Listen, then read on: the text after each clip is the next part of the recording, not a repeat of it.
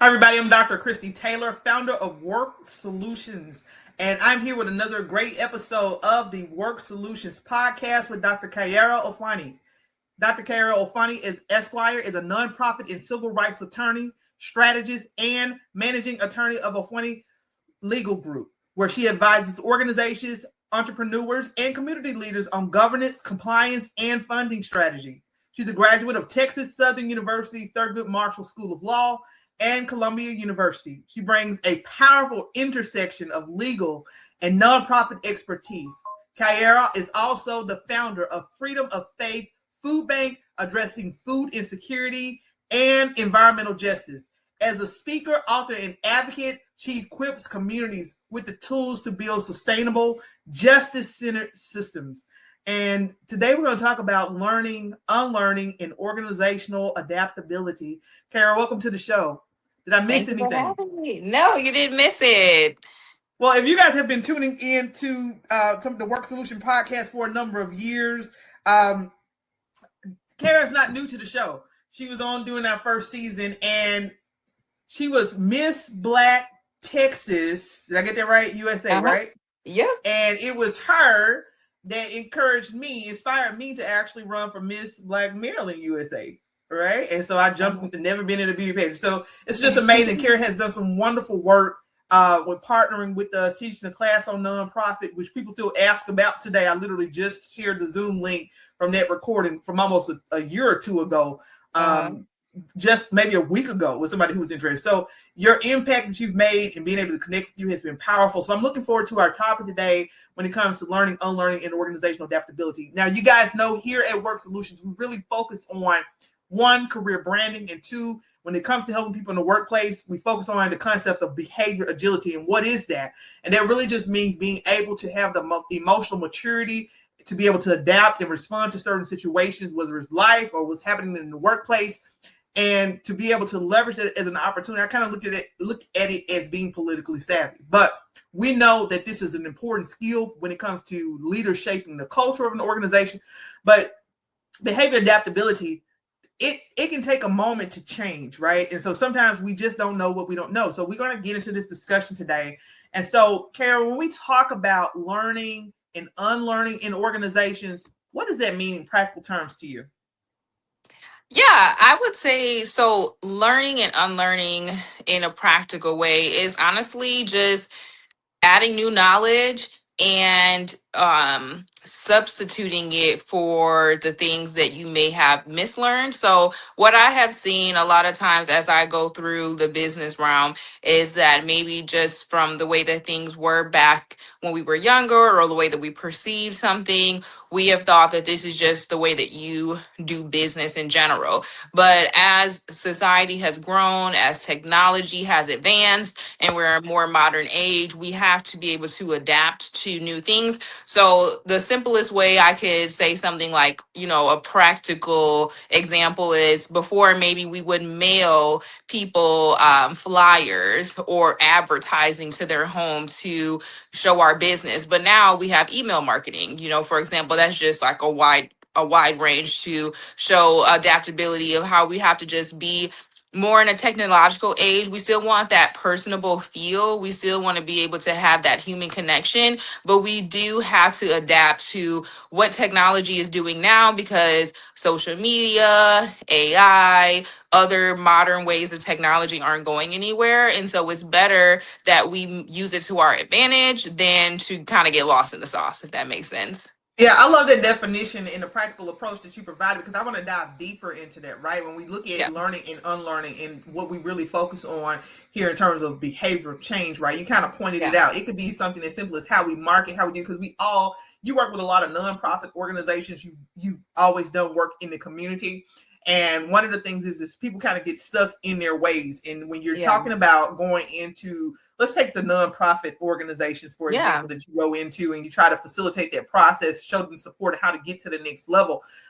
What type of resistance do you usually run into just from your experience in those type of organizations? Yeah, I would say I get a lot of resistance when it comes to direct marketing or online marketing. So a lot, so say for example, I work with a lot of faith-based organizations. And so Mhm. sometimes that ends up being where there's a lot of in-person things. So people are used to Yeah.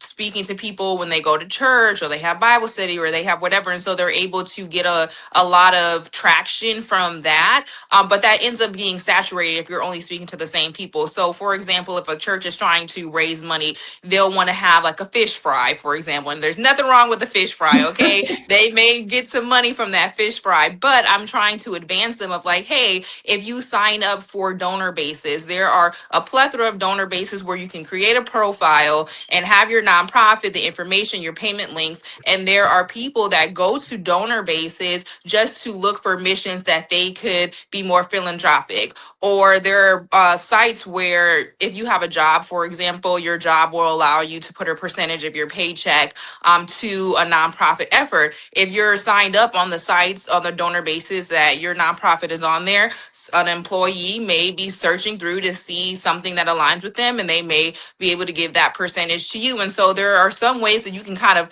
make money for your nonprofit in your sleep per se without you particularly doing work, but it does require you to have an online presence with people that you may not know. And so that does require you to have knowledge of what you're doing, your mission, your vision. You have to be clear, you have to have structure. And I think that that's where the resistance is, because sometimes we don't have our structure in place. And so this challenges us to have our structure and our systems in order.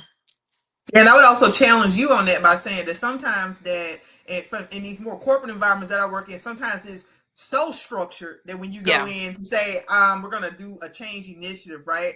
That people are say, well, we've been doing it this way for years. Just like you said, that if that nonprofit is used to people coming in through the doors of the church or however, and this is Yeah. how people show up, we're going to do a fish fry or something community, but there's Yeah. a different way that we can raise money or a different approach.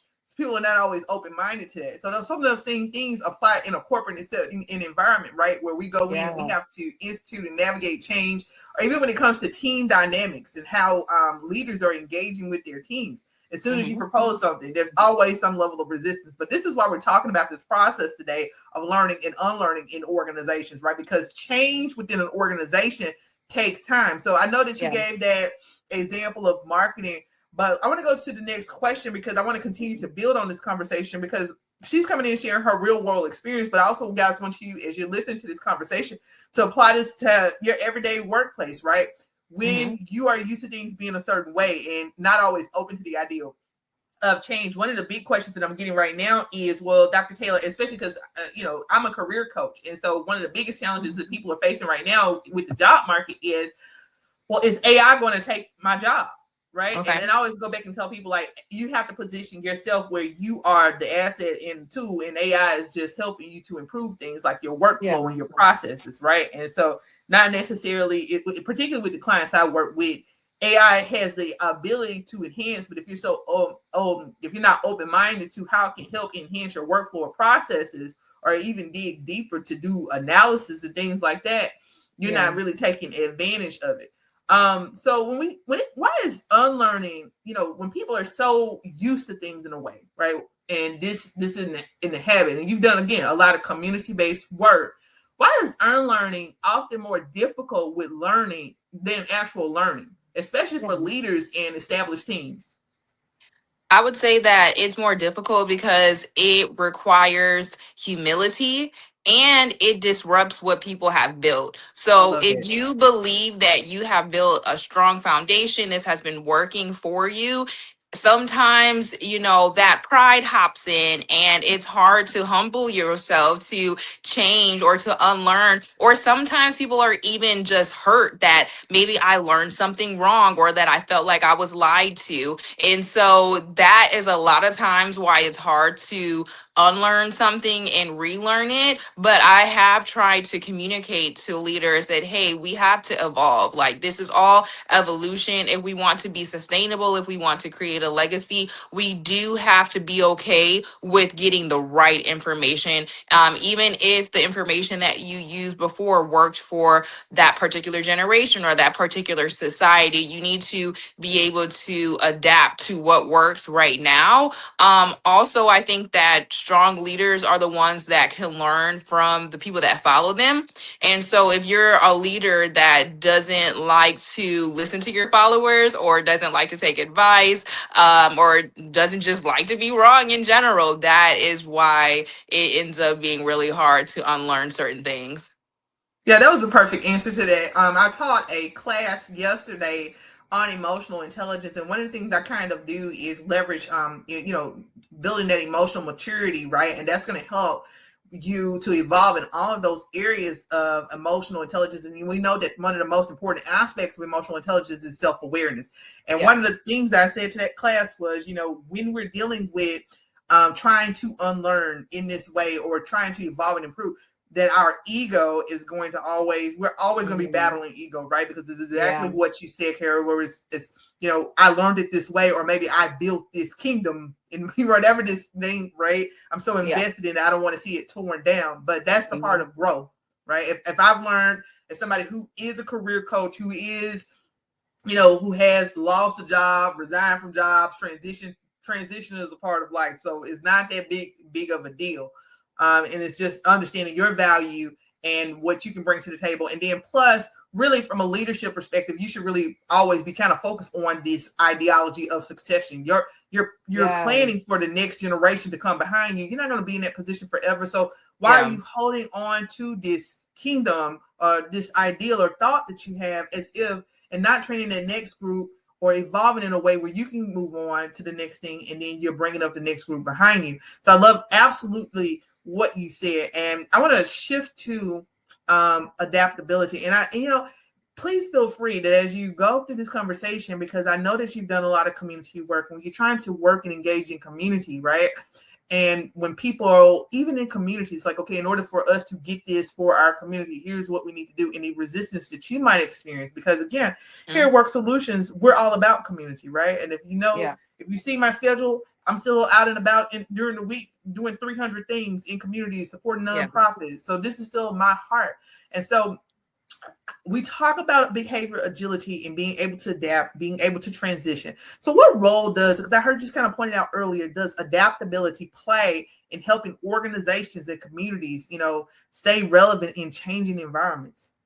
Yeah. So just to honestly to veggie back on what you said as far as succession plans. So succession plans are also part of the adaptability piece. So something that I see very, very often in organizations is that they don't have a succession plan, and or there is a power struggle. So sometimes we have made our nonprofit or our community work our identity. And so when we think about passing that on, that sometimes scares someone because they put their whole life into this particular thing. Now, that doesn't mean that you shouldn't be passionate or have a purpose or anything to that nature, but especially when we're talking about the context of community work or nonprofits, you're supposed to set that work up in a way that anyone can walk in and continue the work, because the whole point of you being a 501c3 organization or getting tax exempt is because the work is for the community. And so it shouldn't just be revolved around you as a particular person, if that makes sense. And so you have to be adaptable to be able to survive and to be able to last through any type of impact, natural disaster, change in society that occurs. And if you're not able to adapt, that's when you start to, lose visibility, lose credibility, and lose influence within the community, because now you're not serving the need. And the need changes per season, per year, per generation. Some of the needs that the community has now aren't the same needs that they had 10 years ago. Now, some of them are similar, but not all of them are. And so if you're not able to adapt to the needs now, then you kind of become irrelevant, or you become counterproductive, where you're providing a service that isn't necessary and it ends up just wasting the resources when we need to utilize as many resources in general. So you definitely need to adapt to be able to survive the climate changes that occur from year to year or season to season.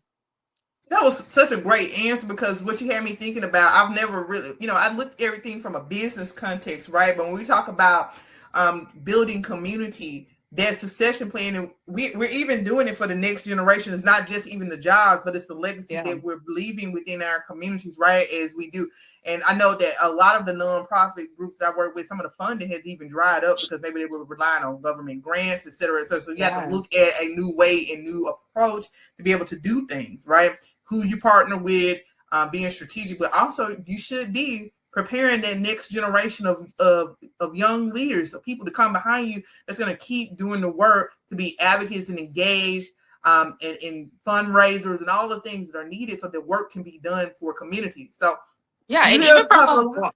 Go ahead. I'm sorry, I was going to say, even from a business standpoint, it's similar to, as far as even giving the example of remote work versus in person. A lot of people are used to that in person work feel. And while I love that because of the human connection, a lot of people are leaning towards more remote work, whether that's because it's a lower cost on overhead, whether people are more focused on their families, or just to be honest, in the corporate setting, you don't need 8 hours to finish the work most of the time. So a lot of times, you are just there just to be there, when in reality you can get the work done in 3 hours or 4 hours, and then you can get your time back, or even just cutting out that traffic time going to work, coming home from work. And so some companies that have not adapted to that style have lost the ability to have talented individuals work for them, because as the generations keep coming up, they're wanting a more flexible lifestyle, more work-life balance lifestyle. So it even translates to the business sense as well. Exactly. I mean, this generation is so different. I mean, we kind of, I was in a conversation with someone. Well, I was at a community forum a couple of weeks ago, and we were talking about this is the AI generation. This is the gig and freelance generation, Yeah. and in some ways it's great. In some ways it's sad, right? Because that Yeah. means there's a lack of job stability. We're talking Mhm. about gig workers. It was never. This is my opinion from a career coach standpoint. It was not meant for you to be working at DoorDash full time, right? And it just Yeah. shows how Fact. unstable the economy can be, right? Yeah. But people do get that sense of when they're doing that kind of work, there's a level of independence associated with that. And so some of that is going to trickle also into the corporate environment, because freedom is freedom. If I can do it in 3 hours, why am I sitting in traffic 2 hours to get to work, to be here 8 hours and then 2 hours on? Because that all Yeah. plays into quality of life. So organizations, when we're talking about making competitive benefits packages, right? Hmm. Having that flexibility to be able to work from home a couple of days a week, or where somebody's not micromanaging your schedule, is really great. And even though we're in a rough job market, people still know their value.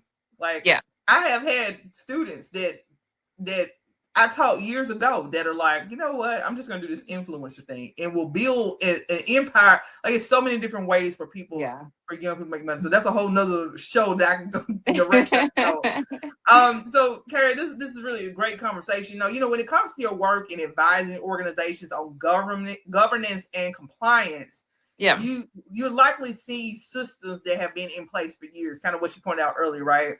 How do Hmm. leaders begin the process of unlearning practices? And I think you pointed out that earlier, that may no longer be effective or sustainable.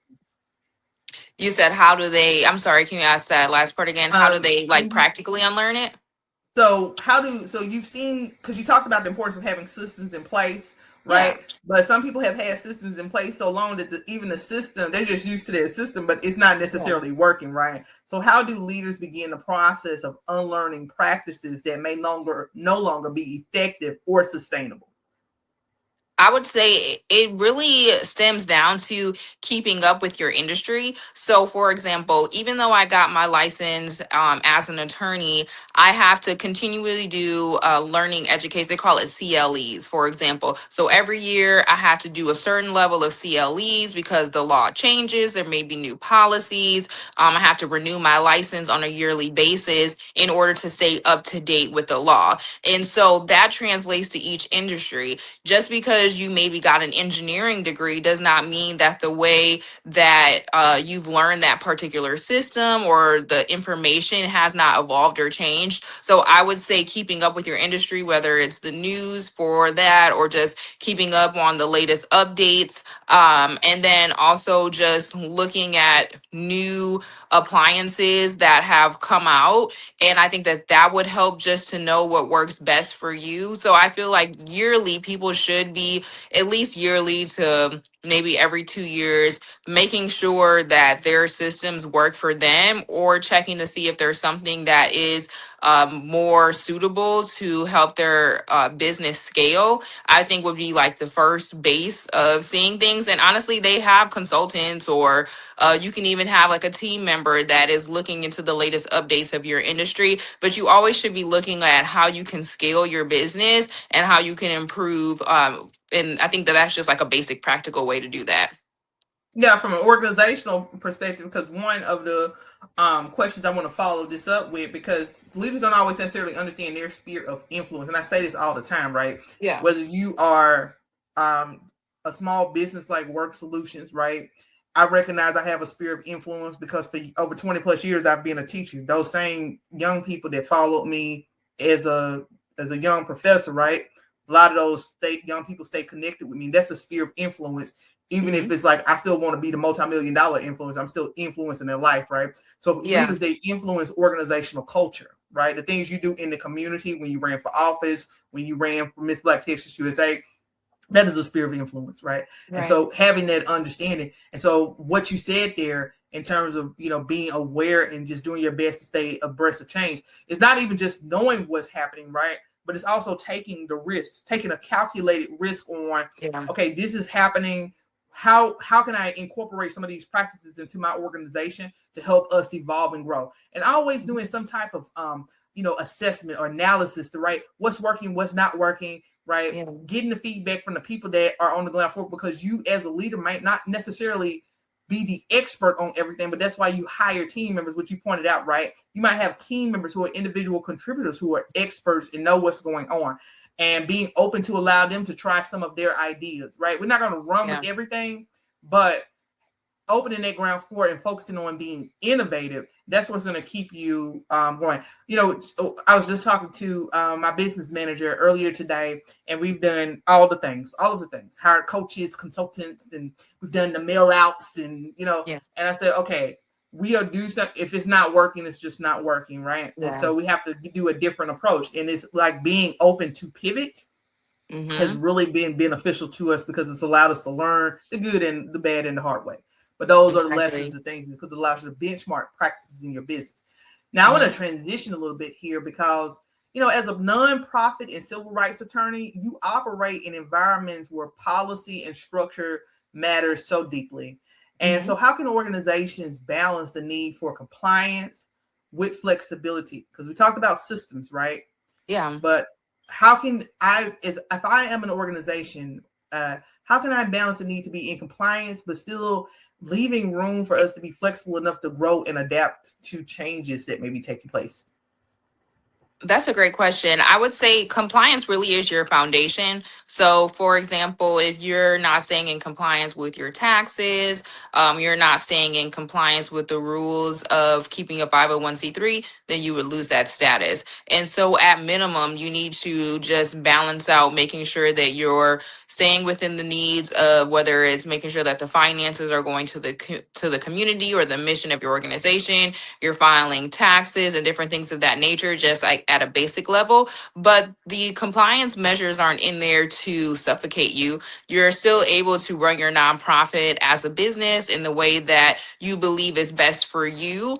It's just to make sure that you have those basic minimum requirements there. I also say that, like, your bylaws, for example, are a living, breathing document. So you can always change the rules of your organization as long as it doesn't, I guess, take you out of compliance of those basic rules. But to be honest, the compliance measures are pretty much just to file taxes at minimum every 3 years and make sure that you're using the funding in the best interest of the organization. And so there's not like a lot to it. Like, obviously it gets a little bit deeper than that, but as a high level overview, as long as you're doing the work that you said that you were going to do, you can run your organization the way that you want to run it.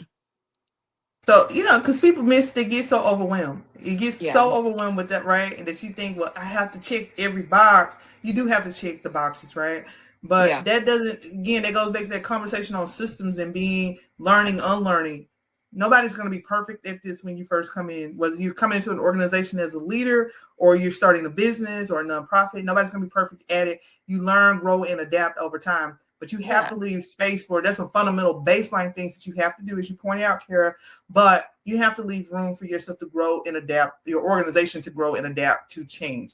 Now, yes, and let me go ahead. Go ahead. I was going to say, and let me say this too. I think that sometimes, people think that their organizations are more than what they are in a sense, like, not to knock anybody, but sometimes I'll have organizations, come and they're like, okay, I need to get a trademark right when they're filing their 501c3. And it's like, okay, yes, you do need to protect your brand. But the reality is, if you're only serving 50 people, you don't really have a wide presence on social media or a brand that might be particularly taken. Getting a trademark may not be the first thing that you need to do, because in reality, the trademark is there to protect someone from using your brand or using something that's similar, that it would confuse the audience or the community to think that it wasn't your brand. And so if you're not having that wide of an influence, it may not be the necessity at that point, if that makes sense. So sometimes we're being overly rigid on ourselves because we think that a lot of people are viewing our nonprofit,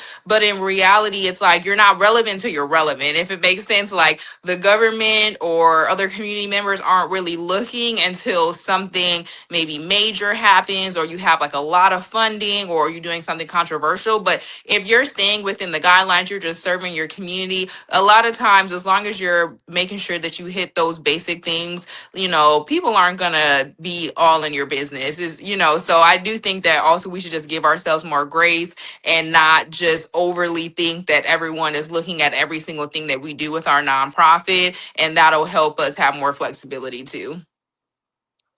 The question to the discussion on leadership and culture again, and you answering this from the context of you being in community. We talk about, and I mentioned earlier, leaders having this sphere of influence that they don't always know, right, or understand. How can a leader, from your perspective, create a culture or an environment where people feel safe to question old ways of working and trying new approaches, or even questioning what you said? Well, maybe we're not ready for the trade. Or, people might not always feel safe saying those things or posing those questions. So what are your thoughts on that?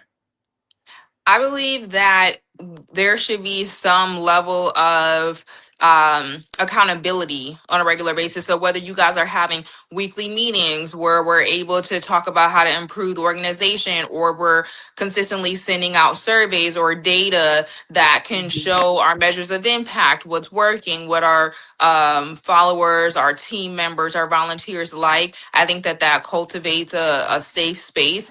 Also, the leader needs to be like actively engaged in the volunteer work. Sometimes I see where maybe the CEO or the executive director is more so doing administrative things and not actually going out there to volunteer. Now, I recognize that can't always happen, especially if it's a major nonprofit and they have a lot of work to do in the background, but making yourself visible and accessible to your volunteers and your team members will make them more comfortable with you, so that you create that culture where it is okay to say how we need to improve.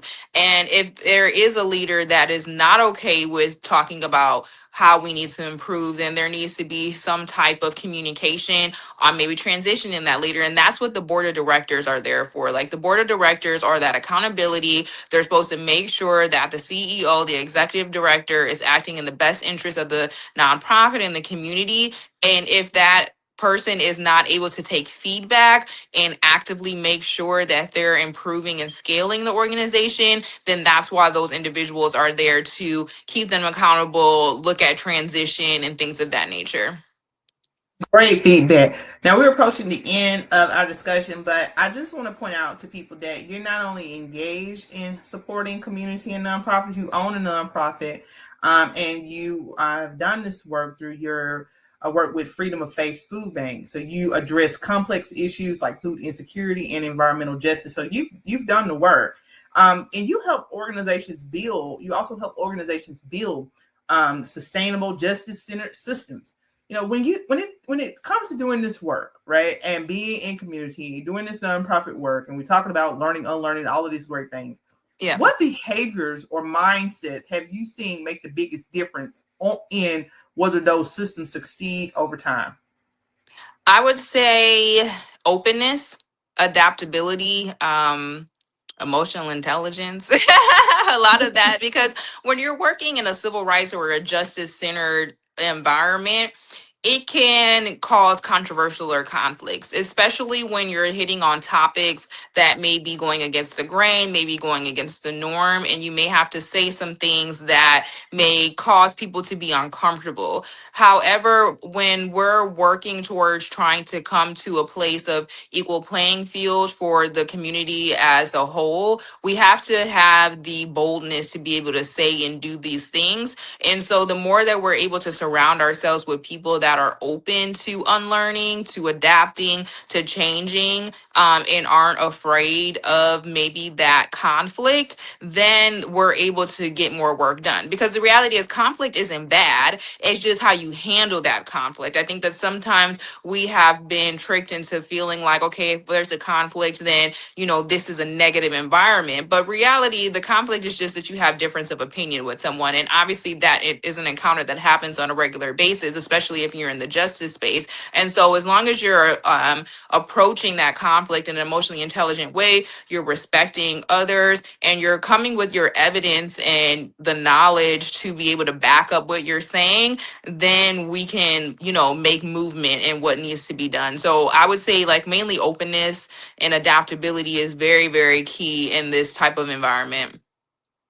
Perfect, because I'm going to segue into our last question here, and then of course I'll follow that up with, hey, tell us where we can find you, information about what's coming up next. But I just want to keep this conversation going because, listen, if you are tuning into this podcast, it is unique, right? Typically, we will go from a HR experience perspective, but here again, the space that we really focus on here at WORxK Solutions are nonprofits and community, right? Yeah.